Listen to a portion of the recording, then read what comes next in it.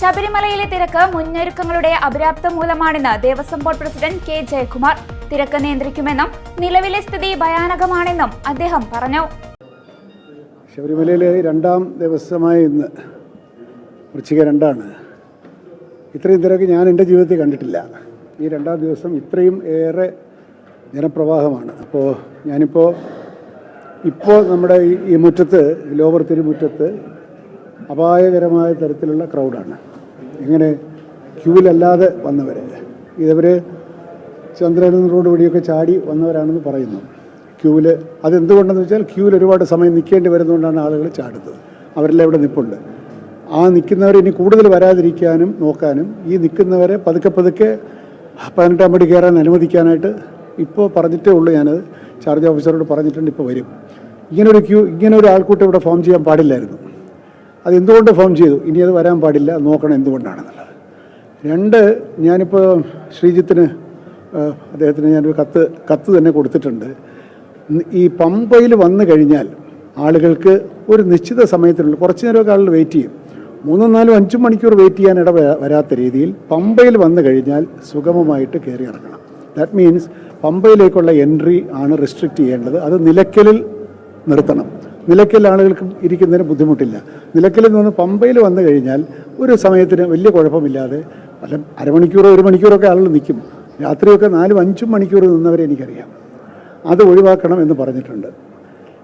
ഇപ്പോഴത്തെ ഒരു പ്രശ്നം ഒന്ന് കൈകാര്യം ചെയ്താൽ നമുക്ക് നിയന്ത്രണാധീനമാവും എന്നാണ് ഞാൻ വിചാരിക്കുന്നത്. രണ്ടാമത്തെ കാര്യം എന്ന് പറഞ്ഞാൽ, ഈ മരക്കൂട്ടം ടു ശരംകുത്തി ഉള്ള സ്ഥലത്ത് നമ്മൾ 20ഓളം ക്യൂ കോംപ്ലക്സുകൾ ഉണ്ടാക്കിയിട്ടുണ്ട്. ഈ ക്യൂ കോംപ്ലക്സുകളുടെ ഉദ്ദേശം നടപ്പിലായിട്ടില്ല.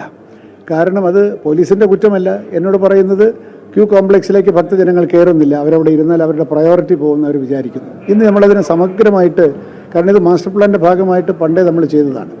എന്താണ് ഇതിൻ്റെ ഉദ്ദേശം? ആ വഴി ബ്ലോക്ക് ചെയ്യുക എന്നുള്ളതല്ല.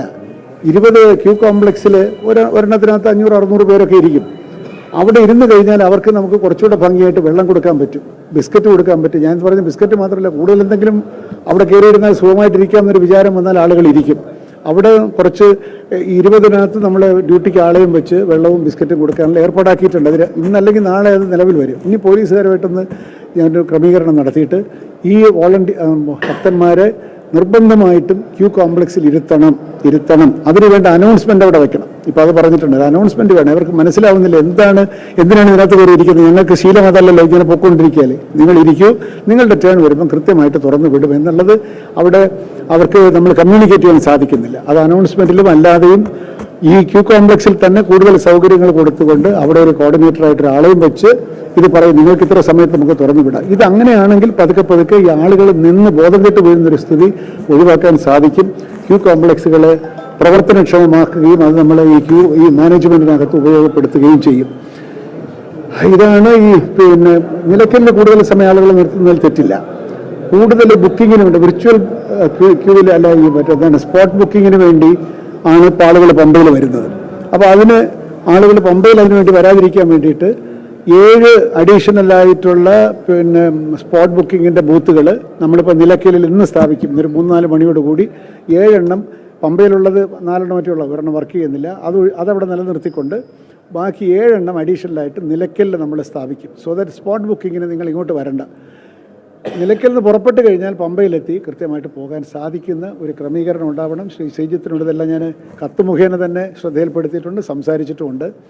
അതിരിക്കൊണ്ട് 2-3 മണിക്കൂറുകൾ കൊണ്ട് നമുക്ക് ഇപ്പോഴത്തെ ഒരു ക്രൈസിസ് മാറിക്കിട്ടുമെന്നാണ് ഞാൻ വിചാരിക്കുന്നത്. പമ്പയിലേക്കുള്ള അയ്യപ്പ ഭക്തരുടെ വരവ് നിയന്ത്രിക്കാൻ പോലീസ് ചീഫ് ഓഫീസർക്ക് കത്ത് നൽകിയിട്ടുണ്ട്. സ്പോട്ട് ബുക്കിങ്ങിന് പമ്പയിലേത് കൂടാതെ നിലയ്ക്കലിൽ 7 കൗണ്ടറുകൾ കൂടി സ്ഥാപിക്കും. സന്നിധാനത്ത് വലിയ തിരക്കാണ് അനുഭവപ്പെട്ടത്. പോലീസിന് നിയന്ത്രണം പാളിയതോടെ 18-ാം പടിക്ക് മുൻപിൽ സ്ഥാപിച്ച ബാരിക്കേഡും തീർത്ഥാടകർ മറികടക്കുന്ന സ്ഥിതിഗതിയിലേക്കെത്തി. അതേസമയം സന്നിധാനത്ത് ദർശനം ലഭിക്കാതെ തീർത്ഥാടകർ മടങ്ങിപ്പോകുന്നുമുണ്ട്. ഈ തീർത്ഥാടകർ പന്തളം വലിയ കോവിൽ ക്ഷേത്രത്തിലെത്തി നെയ്യഭിഷേകം നടത്തുകയും മാല ഊരി നാട്ടിലേക്ക് തിരിച്ചു പോവുകയും ചെയ്തു. ബംഗളൂരു, സേലം എന്നിവിടങ്ങളിൽ നിന്നുള്ള ഭക്തരാണ് മണിക്കൂറോളം പമ്പയിൽ ക്യൂ നിന്നിട്ട് മടങ്ങിയത്.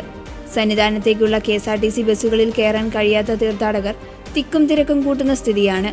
മുൻവർഷങ്ങളിൽ നിലവിലുണ്ടായിരുന്ന ബാരിക്കേഡ് വെച്ചുള്ള നിയന്ത്രണ സംവിധാനം ഇത്തവണ നിലയ്ക്കലിൽ ഏർപ്പെടുത്തിയിട്ടില്ല. അതാണ് തീർത്ഥാടകരുടെ തിക്കിനും തിരക്കിനും പ്രധാന കാരണം.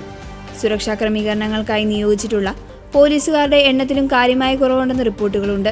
സന്നിധാനത്തും പമ്പയിലും തിരക്ക് നിയന്ത്രിക്കാൻ സാധാരണയായി ഉണ്ടാകാറുള്ള NDRF തുടങ്ങിയ കേന്ദ്ര സേനകളുടെ അഭാവമാണ് സ്ഥിതി കൂടുതൽ വഷളാക്കുന്നത്.